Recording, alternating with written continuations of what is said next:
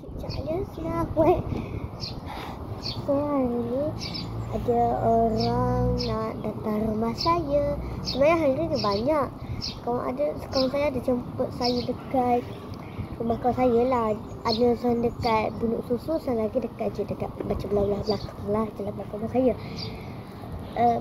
Saya hari ni tak tahu nak buat konten apa, sebab hari ni saya tak buat lagi konten yang panjang. Saya cadang lah kan, macam ni lah. Okay, ni macam saya rasa kan, saya nak buat konten Q&A. Cuma saya kena cari masa yang tepat, waktu yang tepat. Sebab kalau ada nak susah, tak boleh pula Q&A. Lepas tu ada orang lalu juga, orang lalu malu. Saya sebenarnya kalau buat konten ke apa, saya malu dengan abah saya, kakak saya. Kakak saya ada 3 orang, tiga-tiga saya malu. Lepas tu abang saya malu lah sikit-sikit. Ibu saya dia supporting. Dia macam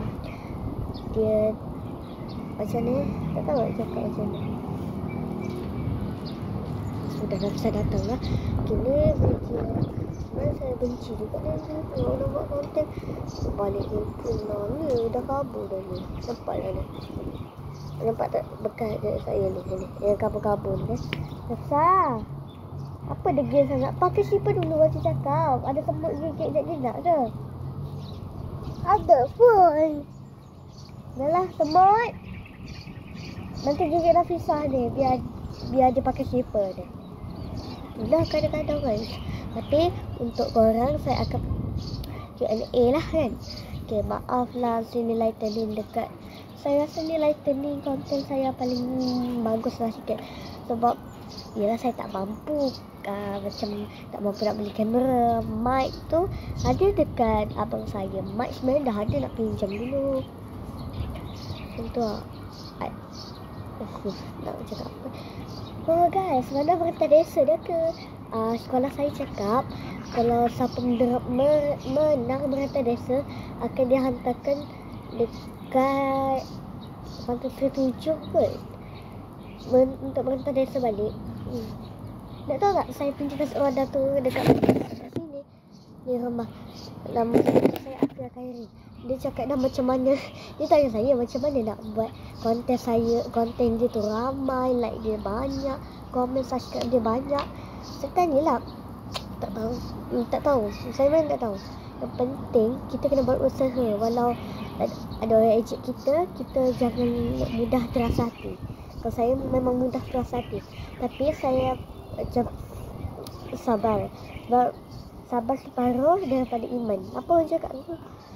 Ni saya merantau desa dapat nombor 2. Nanti saya tak tahulah bila akan merantau desa dekat Pantai 7. Baru kan patut saya kena nombor 1. Sebab saya baring tengah jalan. Sebab saya penat sangat. Macam sakit sangat. Saya sebab kawan saya nombor 1 tu, ni saya sikit je. Kabut ni kawan saya ni saya cakap, dia panggil saya suruh rehat dulu. Saya tak nak jalan. Saya pecut depan tu. Sebab nak dekat dengan sekolah. Dia panggil sekolah, pergi lagi, belok, masuk sekolah, melanggar. Tapi kan saya pun kat depan tu, bila dah lari pecut macam 100 meter perempuan tahun 3 tu kan, kalau saya nombor 1 kan, letih lah. Saya baring macam nak pengsan ya. Bila baring kalau saya lintas, lepas tu saya ikut hampir macam tu.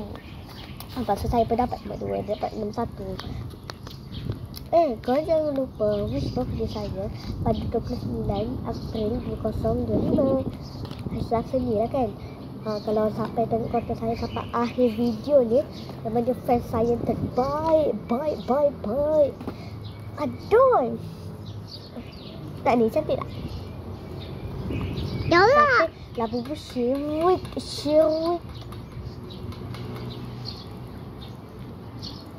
Kenapa?